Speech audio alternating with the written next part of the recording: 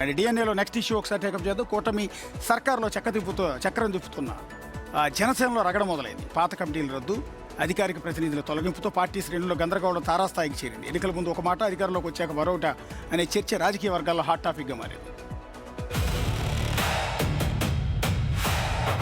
జనసేన ఒకప్పటిలా లేదు. అధికారంలోకి వచ్చాక పార్టీలో సీన్ మారిపోయింది. ఇప్పుడంతా గందరగోళ పరిస్థితులే కనిపిస్తున్నాయి. చాలా కాలం తర్వాత జనసేన అధినేత పవన్ కళ్యాణ్ పార్టీ ప్రక్షాళనపై ఫోకస్ పెట్టారు.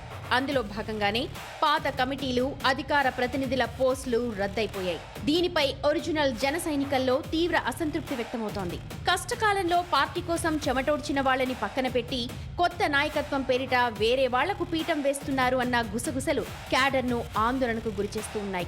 రాబోయే స్థానిక సంస్థల ఎన్నికల్లో ఎక్కువ సీట్లు తమకే కావాలని జనసేన నేతలు పట్టుబడుతుంటే టీడీపీ మాత్రం 15% మించి ఇచ్చేది లేదంటోంది. పార్టీ గెలుపు కోసం తమను వాడుకుని లోకల్ ఎలక్షన్ల ముందు కమిటీలు రద్దు చేయడమేంటనే అసహనం కనిపిస్తోంది. జనసేనలో పరిణామాలు చూస్తూ ఉంటే గెలుపు కోసం వాడుకోవడం, అధికారం రాగానే పక్కన పెట్టడం అనే పాత రాజకీయ సూత్రమే ఇక్కడ కూడా అమలవుతోందా అన్న అనుమానం కలుగుతోంది.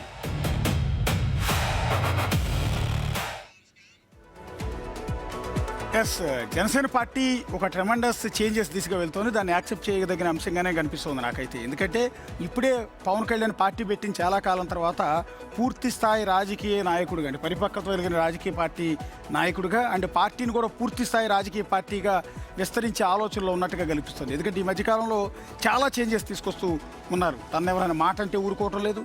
చాలా ఇంత ముందులాగా కాకుండా చాలా సీరియస్గా రియాక్ట్ అవుతూ ఉన్నారు. పార్టీలో కూడా క్రమశిక్షణ ఉల్లంఘిస్తే ఎట్టి పరిస్థితులు ఉపేక్షించిన వార్నింగ్ ఇస్తున్నారు. ఇప్పుడు ఈ అధికార ప్రతినిధులు ఎవరైతే ఉన్నారో వీళ్ళందరూ రోజుకో డిబేట్లో కూర్చుంటారు, రోజుకో ఛానల్లో కూర్చుంటారు, రోజుకో యూట్యూబ్ ఛానల్లో కూర్చుంటారు. కూర్చుని ఏం మాట్లాడుతున్నారో వాళ్ళకి అర్థం కాదు. వాళ్ళు పవన్ కళ్యాణ్ని తిట్టించడానికే డిబేట్లో కూర్చుంటారేమనిపిస్తుంది అవతల చేత. అంతే తప్ప ఆ సబ్జెక్ట్ పెద్దగా ఉండదు, అవగాహన ఉండదు. అవతల ఏం మాట్లాడతారు పబ్లిసిటీ కోసం, నేను టీవీలో కనపడాలి, ఏదో ఒకటి సెన్సేషన్గా మాట్లాడాలి, సంచలనం అవ్వాలి, నాది వైరల్ అవ్వాలి, పవన్ కళ్యాణ్ దృష్టిలో పడాలి, ఆయన నాకు పిలిచి ఏదో పోస్ట్ ఇవ్వాలన్న ఇదిలో ఉన్నారు తప్ప నేను ఒక పార్టీ తరఫున క్రమశిక్షణ కలిగిన జన సైనికుడిగా మాట్లాడుతున్న ఫీలింగ్ ఎక్కడ ఉండట్లా. వాళ్ళ వల్ల ఉపయోగం కంటే కూడా డ్యామేజ్ ఎక్కువగా ఉంది. బహుశా అది చాలా కాలం తర్వాత పవన్ కళ్యాణ్ పార్టీ అధినేతగా ఇన్నాళ్ళకి గ్రహించినట్టున్నారు. సో సీరియస్ యాక్షన్ తీసుకుని అధికార కమిటీలన్నీ కూడా రద్దు చేసి పడేశారు. రేపటి నుంచి ఎవరైతే బాగా మాట్లాడతారో, సబ్జెక్ట్ ఉందో దాని గురించి, పార్టీ గురించి విస్తృతంగా జనాల్లోకి తీసుకెళ్తారు, వాళ్ళని మాత్రమే అధికార కమిటీలో పెడతానంటున్నారు అధికార ప్రతినిధులుగా. సో ఇది మంచి నిర్ణయం. పార్టీ అధికార ప్రతినిధులు అంటే nothing but face of the, అంటే పార్టీకి సంబంధించిన ఒక ముఖం అన్నట్టు. వాళ్ళు ఎంత స్ట్రాంగ్గా మాట్లాడితే పార్టీకి అంత ఎడ్జ్ ఉంటుంది. కాబట్టి ఈ విషయంలో మంచి నిర్ణయమే తీసుకున్నారు. ఇంకోటి ఏంటంటే ఆంధ్రప్రదేశ్లో 21 స్థానాలు గెలిచారు, 3 ఎంపీ స్థానాలు ఉన్నాయి, ఒక ఎమ్మెల్సీ స్థానం ఉంది. కానీ పూర్తి స్థాయిలో గ్రౌండ్ లెవెల్లో బలోపేతం కాలేదు జనసేన. కాబట్టి ఇప్పుడు టీడీపీ చూసుకున్నా, వైఎస్ఆర్సీపీ చూసుకున్నా రూట్ లెవెల్లో కొంచెం స్ట్రాంగ్ ఉంది. వీళ్ళంత స్ట్రాంగ్గా లేరు. ఆ దిశగా కూడా అన్ని కమిటీలు వేసుకుంటున్నారు, సెటరైట్ అవుతున్నారు. ఈ అధికార ప్రతినిధులను కూడా మారుస్తున్నారు. ఎందుకంటే రాబోయే ఎలక్షన్స్ కూడా ఉన్నాయి, గ్రామ పంచాయతీ ఎలక్షన్స్ ఉన్నాయి, మున్సిపాలిటీ ఎలక్షన్స్ ఉన్నాయి.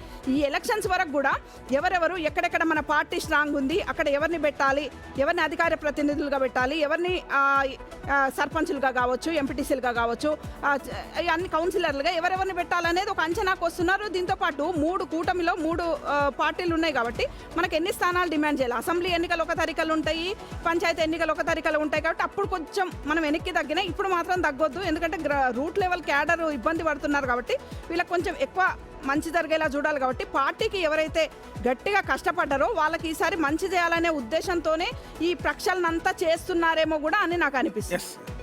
జనసేన పార్టీ గతంలో చూసుకుంటే కనుక కూటమిగా ఏర్పడడానికి ప్రధాన కారణం పవన్ కళ్యాణ్. ఎందుకంటే లాస్ట్ మినిట్ వరకు కూడా మనకు అర్థం కాలేదు ఏదైతే బీజేపీ కలుస్తుందో కలవదని. కలవడానికి కూడా పవన్ కళ్యాణ్ చేసినటువంటి మంతనాలు ఇవన్నీ కూడా ఫలించాయి. ఎట్టకేలకు కూటమి అయితే గెలిచింది.